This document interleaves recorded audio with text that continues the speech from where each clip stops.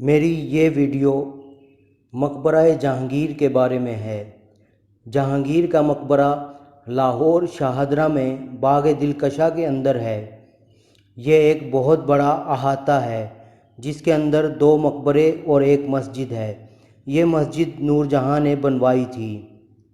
2 مقبروں میں سے ایک مقبرہ جہانگیر کا ہے اور دوسرا مقبرہ آصف جاہ کا ہے، جو کہ ملکہ نور جہاں کا بھائی تھا۔ ان دونوں مقبروں کے درمیان جو جگہ ہے اس کو اکبری سرائے کہتے ہیں۔ سرائے کے احاطے کے چاروں اطراف ایک اونچا چبوترا بنایا گیا ہے جس پر 180 چھوٹے کمرے بنائے گئے ہیں۔ ہر کمرے کے سامنے ایک برآمدہ ہے۔ یہ سرائے غالباً مسافروں یا پھر ملازمین کے لیے بنائی گئی تھی۔ سرائے کے مغربی جانب ایک مسجد ہے اور اس مسجد کے ساتھ ایک دروازہ مقبرہ آصف جاہ کی طرف کھلتا ہے۔ اکبری سرائے کو رنجیت سنگھ کے دور میں فوجی چھاؤنی بنا دیا گیا تھا، پھر انگریزوں کے دور حکومت میں یہاں کوئلوں کا گودام تھا۔ جہانگیر کی قبر کو سنگ مرمر سے بنایا گیا ہے اور یہ اس کی اصل قبر ہے۔ ایسا نہیں ہے کہ کافی گہرائی میں کسی تہہ خانے میں اصل قبر موجود ہو اور اوپر اس قبر کا تعویذ بنایا گیا ہو۔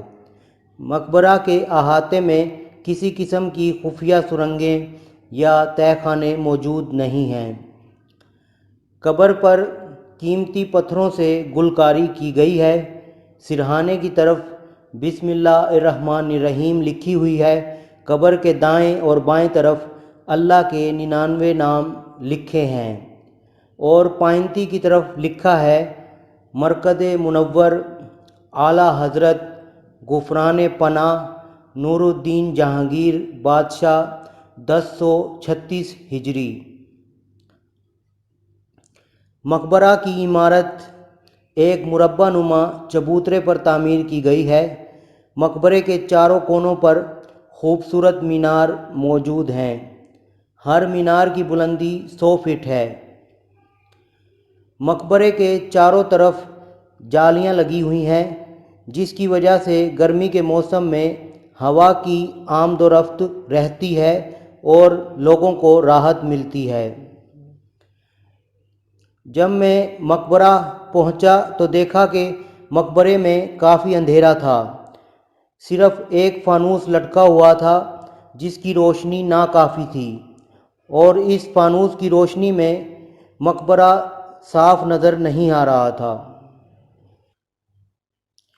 جس باغ میں یہ مقبرہ ہے اس کا مالک اصل میں نواب مہندی قاسم تھا، جو کہ اکبر کا قریبی ساتھی سمجھا جاتا تھا۔ اس نے یہ باغ 1556 میں دریائے راوی کے پار بنوایا تھا۔ نواب مہندی قاسم کی کوئی اولاد نہ تھی۔ نواب مہندی قاسم نور جہاں اور جہانگیر کو اپنی اولاد کی طرح سمجھتا تھا۔ جب نور جہاں ملکہ بنی تو اس نے اس باغ کا نام باغ دلکشاں رکھا۔ جہانگیر کو لاہور سے بے حد محبت تھی۔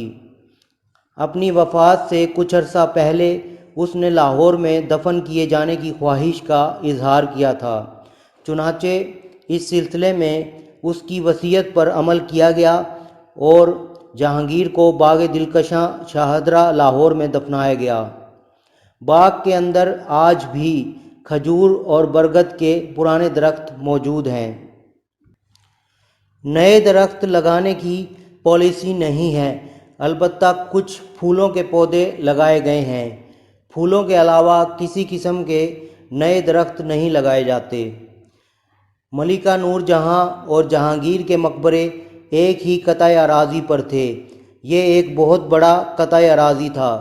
انگریزوں نے ان دونوں مقبروں کے درمیان ریلوے لائن بچھا کر الگ الگ کر دیے۔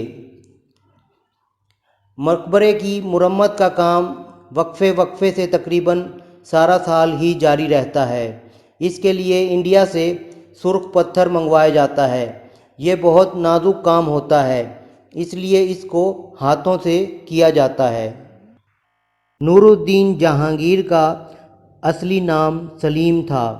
روایت ہے کہ سلیم ایک بزرگ حضرت شیخ سلیم چشتی کی دعا سے ہوا تھا، اس لیے اس کا نام اکبر بادشاہ نے سلیم رکھ دیا۔ شہزادہ سلیم نے اپنے باپ اکبر کے بعد 1605 میں حکومت کی باغ دوڑ سنبھالی اور نور الدین جہانگیر کا لقب اختیار کیا۔ جہانگیر کو اکبر بادشاہ نے اچھی تعلیم دی تھی اور اس مقصد کے لیے نہایت قابل اور محنتی اساتذہ کا انتخاب کیا گیا تھا۔ ان اساتذہ نے جہانگیر کو عربی، فارسی، ترکی، ہندی، سنسکرت، ریاضی، جغرافیہ اور تاریخ کی تعلیم دی۔ 9 سال کی عمر میں جہانگیر 10,000 پیادہ فوج کا منصبدار بنا، ساتھ ہی ساتھ اس کو الہ آباد یوپی میں جاگیر بھی دی گئی۔ جہانگیر نے اگرچہ بہت سی شادیاں کی مگر اس کی چہیتی ملکہ نور جہاں تھی۔ جہانگیر نے اپنے دور حکومت میں عوامی فلاح و بہبود کے جو کام کیے وہ یہ ہیں: چنگی اور ایسے زمیندارانہ علاقائی ٹیکس ختم کر دیے جس کی وجہ سے عوام پریشان تھی، عوام کے لیے نئی سڑکیں بنوائیں، کنویں کھدوائے اور مساجد بھی بنوائیں، شراب اور دوسرے نشوں پر پابندی لگوا دی، وراثت کے قانون پر سختی سے عمل درآمد کروایا گیا، غریبوں کے لیے مفت علاج کی سہولت شروع کی گئی۔ اس مقصد کے لیے ہر شہر میں سرکاری شفا خانے بنوائے۔ لاہور سے آگرہ تک سڑک کے دونوں اطراف سایہ دار درخت لگوائے گئے، ہر کوس کے فاصلے پر ایک کوس مینار اور کنواں بنوایا۔ جہانگیر کا سب سے بڑا کارنامہ عوام کو عدل و انصاف کی فراہمی تھا۔ اس مقصد کے لیے اس نے ایک زنجیر عدل دریائے جمنا کے کنارے سے قلعہ آگرہ کے شاہی محل تک بندھوائی تاکہ کوئی بھی فریادی اس زنجیر کو کھینچ کر اپنی فریاد بادشاہ کے دربار تک پہنچا سکے۔ یہ زنجیر 30 گز لمبی اور 4 من وزنی تھی اور خالص سونے کی بنی ہوئی تھی۔ اس کو ہلانے سے شاہی محل میں 60 گھنٹیاں بجتی تھیں۔ بادشاہ خود ڈائریکٹ لوگوں کی فریاد سن کر فیصلے کیا کرتا تھا۔ جہانگیر کی زنجیر عدل دنیا بھر میں مشہور ہوئی اور آج بھی لوگ اس کی مثالیں دیتے ہیں۔